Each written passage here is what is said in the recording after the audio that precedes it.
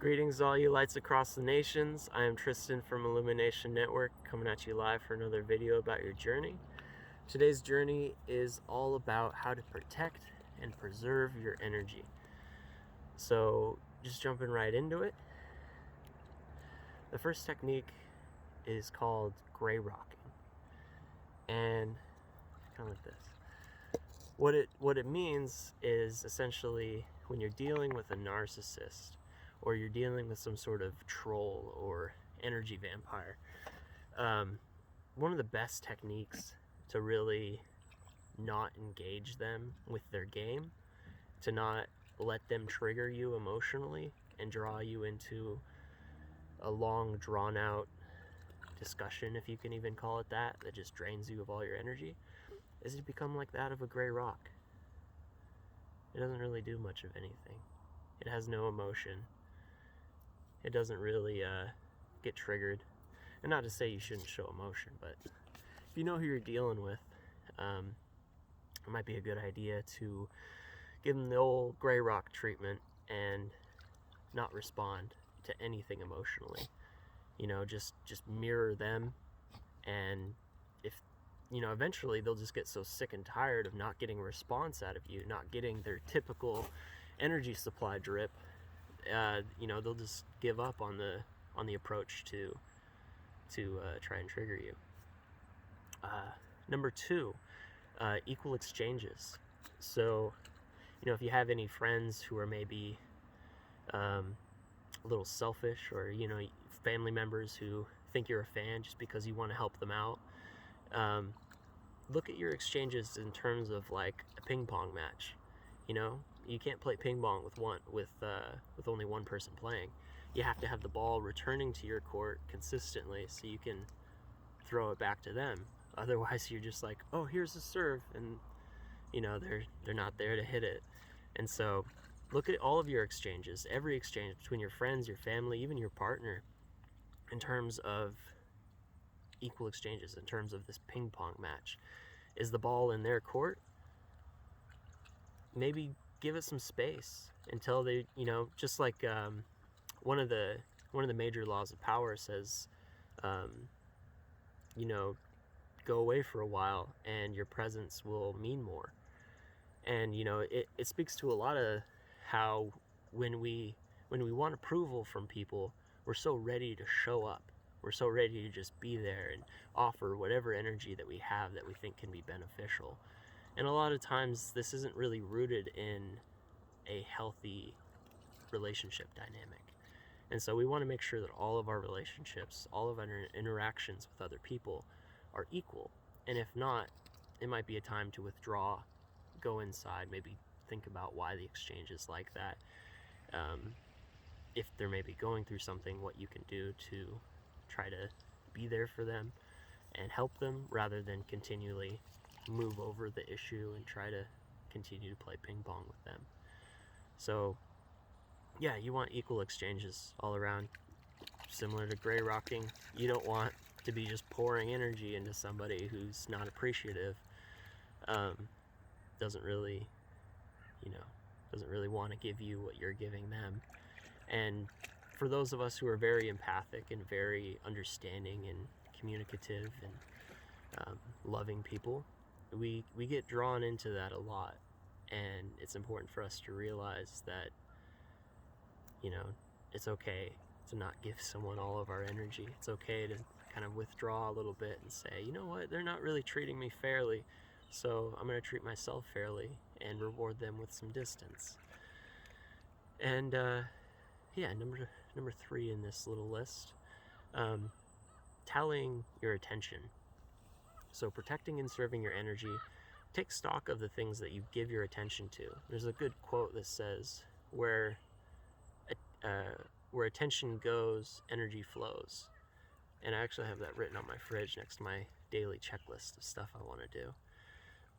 But essentially, you're wanting to take stock of all the things that have your attention, whether that be social media, politics, pornography, video games, or some of your more healthy habits as well.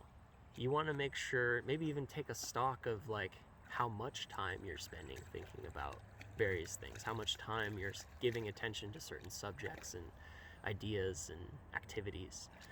And understanding, well, if I take away time from watching this sitcom I've watched a dozen times since I was a kid, maybe I'll have more time to study something that'll help me become more of who I'm growing to be. And that's really the whole idea behind tallying our attention, is saying, I'm putting a little too much here. Maybe if I reallocate it here, I can get more done. And in 2 years, that 5% reallocation, 10% reallocation can compound into something really powerful. 700 days of reallocated attention, even 5%, could turn into quite a bit. My dog. Leela. Number 4, know the laws of power. If you've ever read Robert Greene's book on the 48 Laws of Power, you probably have an idea that the world operates on ways to have power and have power over others and use this power to influence the world. And you probably also got the idea that anyone who subscribes to these ideas a little too strongly is probably a sociopath. But at the same time, if you don't know these laws of power, a sociopath can use them against you. And so study them, understand what these laws of power are so that they can't be used on you, so that you can see someone trying to pull a power move on you and you can reject it. You can say, I don't really like that. I'm not going to do it your way. So the first example I could think of is when someone gives you the option of 2 choices. They say, you can pick the path on the left, you can pick the path on the right. And you're instantly like, well, I don't like either of those options. But when they present you with the choice, you think you have a choice and you're choosing which one of the 2 you like. You don't realize there's a third option. And that's just one power play. There's many others. One of the laws of power is hiding your intentions, because the more you speak your intentions, the more it gives people room to plot against you. And I find a little difficulty with this because it's good to share your vulnerability. Growing up, I was very much a person who was like, these are all the things I want to do. These are the things I'm doing. I feel so excited about it. You want to talk about it with me? Do you have any notes? Do you have any notes? I could use notes. I'm always trying to grow and expand. And what I realized was not only were my ambitions making people around me jealous and spiteful, but I was also setting myself up to be sabotaged by some of the people closest to me. And not to say that, I had bad people around me, but just that the more you reveal your intentions, the more you set yourself up for spiteful reactions, jealous reactions from people. So it's best to just keep it to yourself until you get it done. Kind of similar to that, a law of power is making your accomplishments look easy. Not really telling people how hard the struggle was, how much you had to come up. And I don't really agree with this one either, but in the sense that someone pulling a power move on you will make you feel inferior because your accomplishments are more difficult than what they make theirs out to be.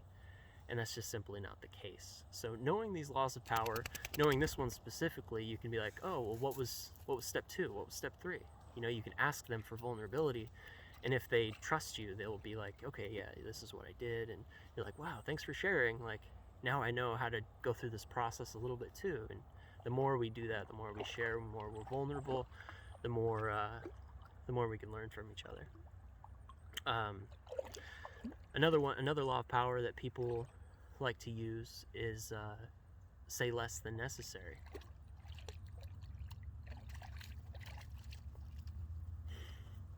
Need I say more? But yeah, all these laws of power. All these laws of power, you don't really have to follow them yourself, but understanding what they are, understanding how they can be used against you, really puts you in a position to protect and preserve your own energy and not be swayed by other people who have power over you and you have no idea they even have power over you. And next one on my list is learn how to shift. And if you don't know what shifting is, I have a video on that. I'll put it in the description. You can find it on my page. But learn how to bring spaciousness to your experiences so that you can take a look at maybe some of the things you're being triggered by, some of the temptations that are in that moment, and decide what is the best possible path for me to be, to be aligning to. So, being able to notice your triggers is a really great way to protect and preserve your energy.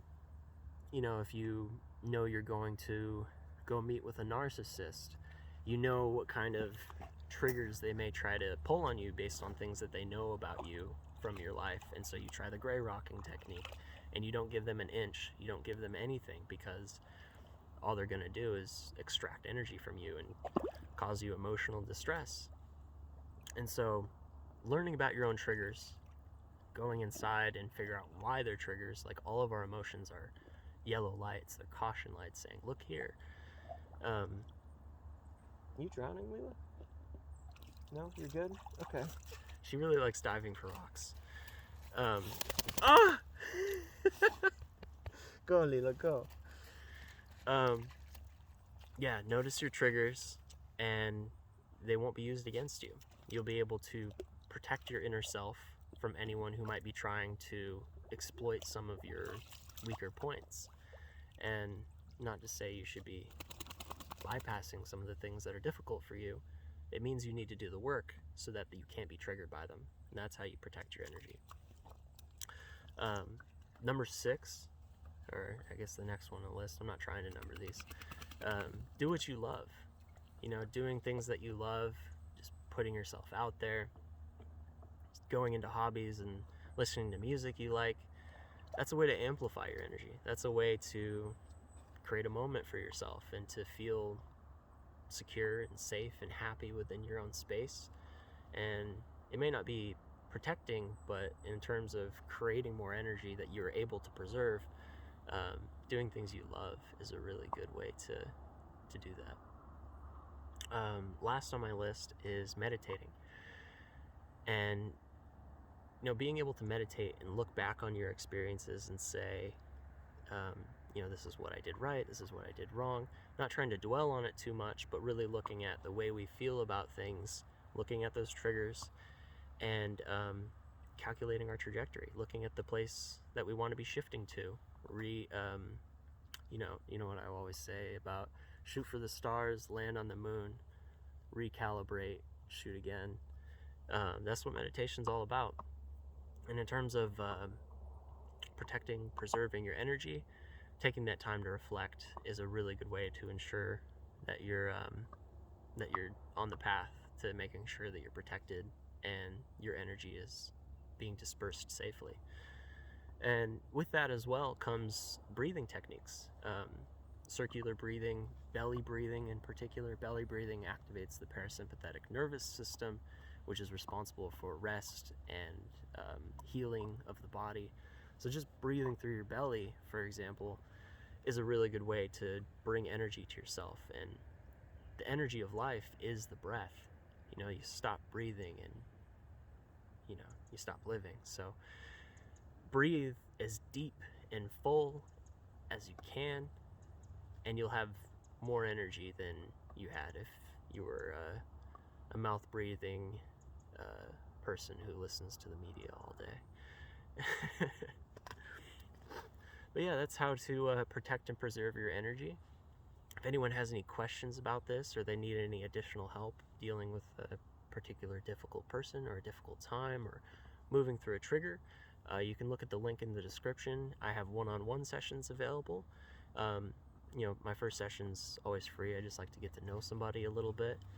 And yeah, good luck protecting and preserving your energy, building your energy, manifesting that life, and stay happy, stay healthy, keep breathing, and I'll see you guys next time.